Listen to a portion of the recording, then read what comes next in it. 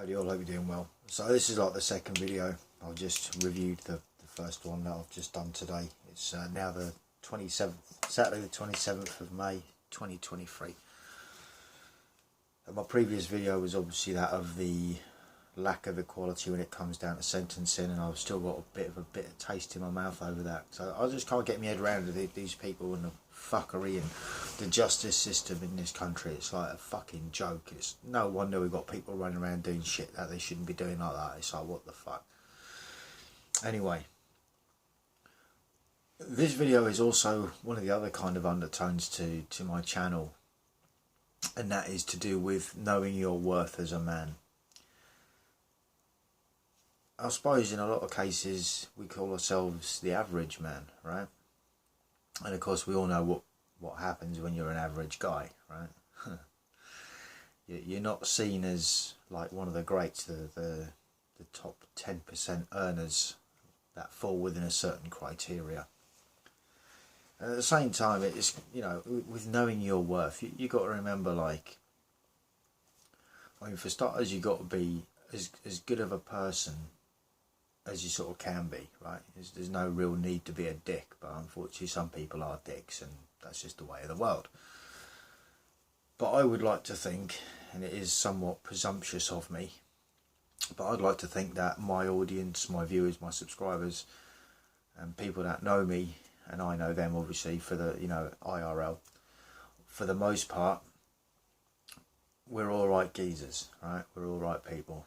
Like, sometimes some morals and some of the things we say might be somewhat questionable as to whether we mean them, but nonetheless, I'd say for the most part, at least the people that I know, they're all right. Now, when it comes down to women and their own personal projected fantasy of what they want in a man, i.e. over 6 foot, earns over 6 figures, has a certain build about themselves, drives a certain car, and all this.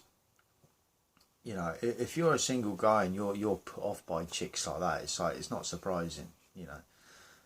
And it's not that they're coming from a totally unrealistic point, right? Because those guys are out there. And what a lot of these chicks don't seem to realise is they're not the only ones chasing these guys. So therefore these guys have the opportunity a lot of the time. And I'm not saying that all of them do it. I'm saying it does happen. So that puts the guys in a position of being the prize, which is something that, you know, women seem to think they're the prize. And it's like, well, in some cases, yeah, you might be, until you come across one of these guys that are within the top 10% tier of men that are wanted by women.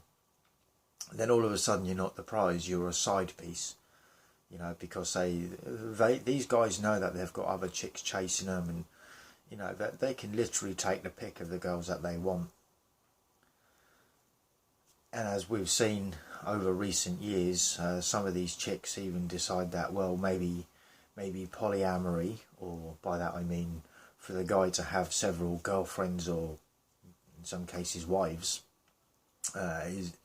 is a thing and something that they can accept where they can. I'm not saying all of them can, I'm not saying all of them do. But when you look at that in itself, they're settling, right? They're settling to being second best to some other chick that the guy chose to be with. I think in most cases the average guy is quite happy with one chick who will just be grateful of, you know, what they bring to the relationship. And speaking of that, you know, knowing your worth, how many times have we heard these chicks say, right, when you say to them, oh, what do you bring to the table? And they respond with the most dumb fuck shit ass retarded comment of, I own the table. It's like, oh, you're a fucking idiot, mate. Check please, I'm done. if I'm having a conversation with some chick and they insist that they're the fucking table, it's like, you're not. Right? It's kind of like a written metaphor. The table is in fact the relationship, right? This is the kind of truth behind the matter. Now, when you take your working life aside as a man, right, and you know, So you go about your day, your daily business, whatever that is, your employment, right? What puts the roof over your head and food on your table and, you know, funds your hobbies and lifestyle. Well, we're then left with the time that we're not at work, and if we're not spending it sleeping or maybe going out's your thing, going to the pub or hanging out with friends or whatever. Right, now that's the important part. That's what we bring to the relationship. We bring, or to the table, we bring our wealth and we bring our time. Now the wealth, even if we lose some of that as a result of dating chicks that aren't no good for us, or they're no good for the type of relationship that you're looking for, the money you can always make back, right? Yeah, you might have to work a few more hours and put in a bit more effort here and there.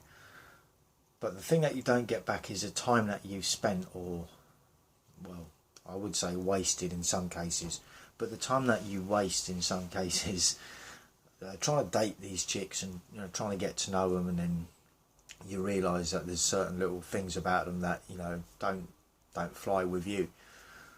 Now that's to do with knowing your worth. Now if you're going to settle for someone that puts up a certain pattern of behaviour that you're not totally down with, right, and you accept that and you carry on dating them and then you progress that into a relationship, that shit is on you, and that is you not knowing your worth, right?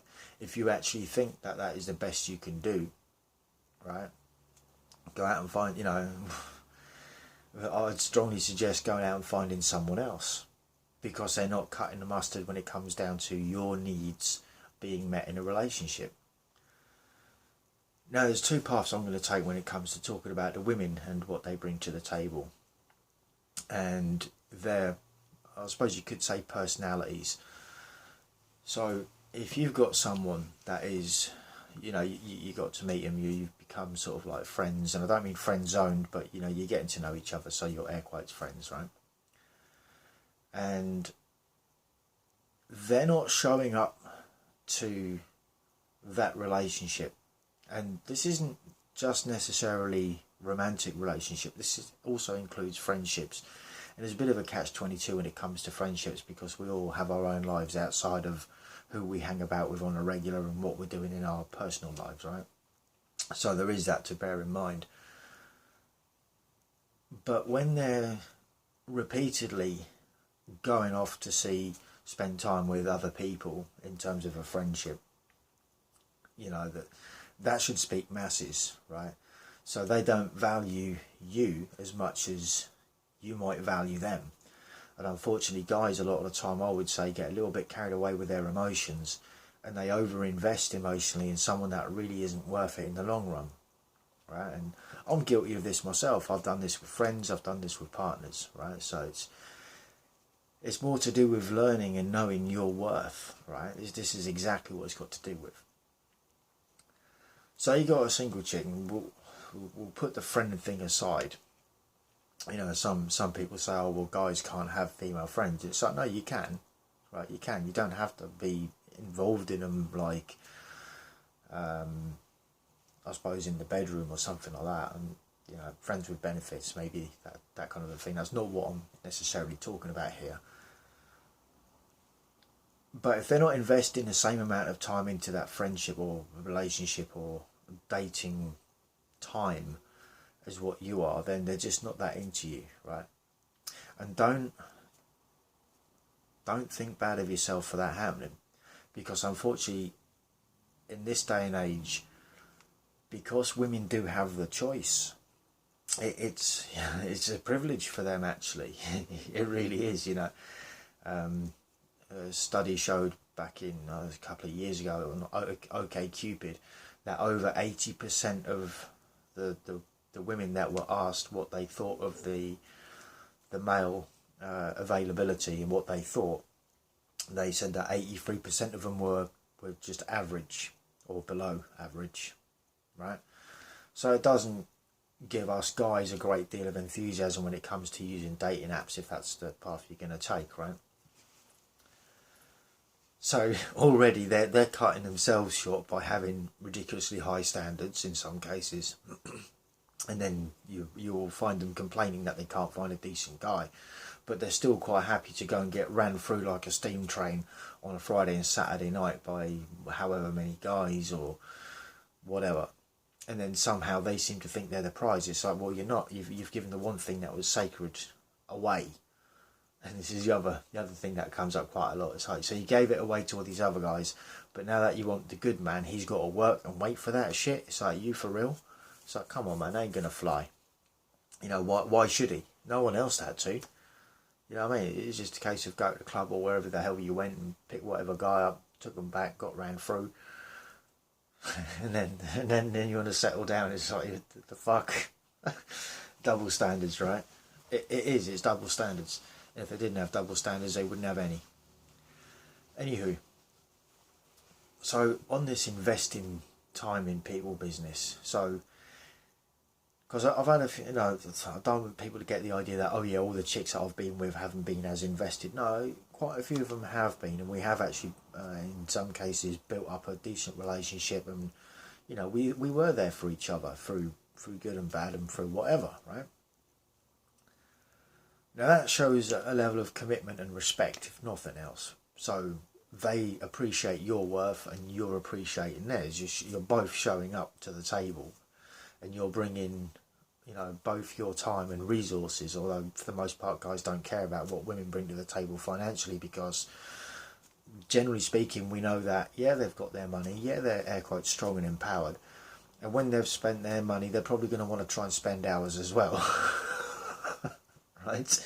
When they've fritted all their money away on crap they don't need, then they realise they need something for their car. It might need a service, it might need tyres, whatever, right? All of a sudden they've got no money and they need your help, right? And it's like, oh, that's kind of that. And now I'm going to be real, and it's not because it's like low-hanging fruit, it's because it's a thing. Right, so that in that aspect you both know each other's worth and maybe you do respect each other. Now, when it comes to dating and the amount of single parents that are out there, in this case single mums, and they're usually the ones that say, I am the table. It's not, you're not, right? Because for starters, both parties are bringing themselves, right, their wealth and their time to that table, the relationship. Now, if the chick has one or more kids, right, and this is before getting into the baby daddy issue, right, doesn't matter how many of them they've got, regardless of that, you know, and especially if they're a career woman, they're going to spend a lot of their time at work. So they're not even raising their kids, but they'll still call themselves a traditional wife or a traditional woman. It's like, you're not, because rather than raising your kid yourself, you're actually going out to work, and it's that double-edged sword. Whereas if you call them out for going to work and being air quotes strong and empowered and independent and all of this, at the same, you're not actually raising your child, you're paying someone else to do it, or leaving your child with family for them to raise the kid. And maybe in some cases that's a good thing, because not all women make good mothers and not all men make great fathers, I'm just saying, right? But they can't even bring the same amount of time to that relationship as what a guy can, right? You think about the amount of times, for those of you that have dated single mums, it's like, you know, you're cracking on with your hobby, it's a Saturday, say I've got, you know, say I was seeing someone, right, at the moment, which I'm not, and I'm quite happy working away on my vehicle, whatever, doing whatever, and then she messages me, oh yeah, I need this, can you come and da da da. The first thing that goes through my mind is like, do I look like a gopher to you? Go for this, go for that, get me this, get me that. So I'm not your fucking gopher, right? I'm just saying, this is where my attitude comes out as being a bit sharp and a bit abrasive sometimes. Because and a lot of the time, guys will do these things for chicks, right? Because they want to do nice things for them. At the same time, if the chick ain't appreciative of what is, you know, the time and effort that the guy's taken out of their life to bring them their necessities, the things that they need, you know, it's never going to end well, and you are going to come out of that with a very bitter taste in your mouth of all the times you were running around doing this, that and the third, and all they did was just ask for more all the time and usually give fuck all in return. In fact, usually what some of them tend to do is actually do the dirty on you. you know, because they'll be, you know, being female, they know that the thirst is real when it comes to guys and, you know, bedtime activity. So even in that scenario, they've got the case. I'm not saying that all single mums do that. I'm saying there's a thing about it, right? That there's enough of them doing it that it's been noted, and guys have started to wise up to this over the years, right? And a lot more guys now are talking about it on the internet or the manosphere, whatever you want to call it. So for them to try, for a single mum to try and convince me at least that they bring themselves to the table, you know, it's like how you know, that's all you bring though, isn't it? Because you can't dedicate the same amount of time. You know, you can't just, if you were dating someone, you can't just phone them up on a Saturday and be like, or send them a message or whatever and be like, right, just getting my shit ready, going out for a weekend, let's go. Get your stuff, get yourself an overnight bag, we're going out, right? You can't just do that. You need to deal with babysitters. You need to deal with the potential for paying for babysitters if you haven't got friends or family that will look after the kid for a night. And then you don't even get to spend the same amount of time, because more often than not, the mother, and I suppose rightly so, would be checking up on their child with the I'd say family members that they'd left the kid with, to make sure that the kid's all right. So they're still enabled or unable to dedicate the same amount of time to that relationship. Of course, when you bring this up, it's sort of like, oh yeah, you're misogynistic, you just don't like women, you've got an issue against single mums. It's like, no, the issue is not against single mums, the issue is what they cannot bring to a relationship. And much as you might be attracted and think you love someone, you know, when you sort of sit back and realise the reality of that relationship after the fact, right, once you've broken up and you go through the aftermath and you think of the amount of time you've spent, the time that you cannot get back in that relationship trying to please someone, and this is assuming that they didn't play you, right, I'm just saying, and you go through all of that and then you think, for what? Because they could never, you know, and this is where you get a level of resentment where you kind of expect them to look after the kid more than they would you. You're an adult at the end of the day, right? But the point is, they still can't bring the same amount to a relationship, so you're not on an even keel. And knowing your worth is to not get involved with that kind of situation. You know the definition of a situationship? That is a situationship right there, where someone, through previous actions with another guy, ended up having a kid, can't bring the same to a relationship with a new guy because of their past. And this is before you get into the whole body count thing and all of that, I'm just saying. So knowing your worth is, I think, one of the most important things that a man should know, right, is know your worth. Now, if you're one of these people that, you know, because I've met quite a few of these in my time, and unfortunately you see this, in some cases it's not even a generational thing, and I've said this before, but a lot of the sort of younger generation now, they don't actually want to work and do what they're supposed to do at their place of work. They just want to show up and get paid for showing up. It's like, no. And it's the same mentality with a lot of these chicks these days. It's like they're actually narcissistic enough, at least trait-wise, and just thinking that they are the prize because they show up and look pretty, despite the fact that a lot of the time they don't bring a great deal to a relationship in the first place. It's like, no. And knowing your worth is not entertaining this kind of bullshit. So this is why, unfortunately, guys, you know, it's not that I've got a gripe against single mums or something like that. It's not like, oh, who hurt you? It's like, I'm being realistic from a guy's point of view. And the fact of the matter is, a lot of women don't like hearing this. So the only way they can deal with it is by name calling and trying to shame a guy. What? Why? What? Because someone else chose a different life path and they can't bring the same to a relationship. Now you've got the ump on someone else's behalf. Or maybe you're the person that's got the ump because that's the situation you're in. It's like, no, man. It's like, you made your choices. And you can't bring the same to a relationship as what a guy can when it comes to their time. And to expect the guy to drop his hobbies, his lifestyle, his hanging out with friends and stuff like that for the sake of someone that can't bring the same amount of time, it's just, you know, it just shows that, you know, they expect way too much. And the guy that does subject themselves to that kind of fuckery doesn't know his worth. I'm just saying. So, thoughts, comments and opinions, feel free to jot them down. Till the next one, stay cool, stay free. Peace out.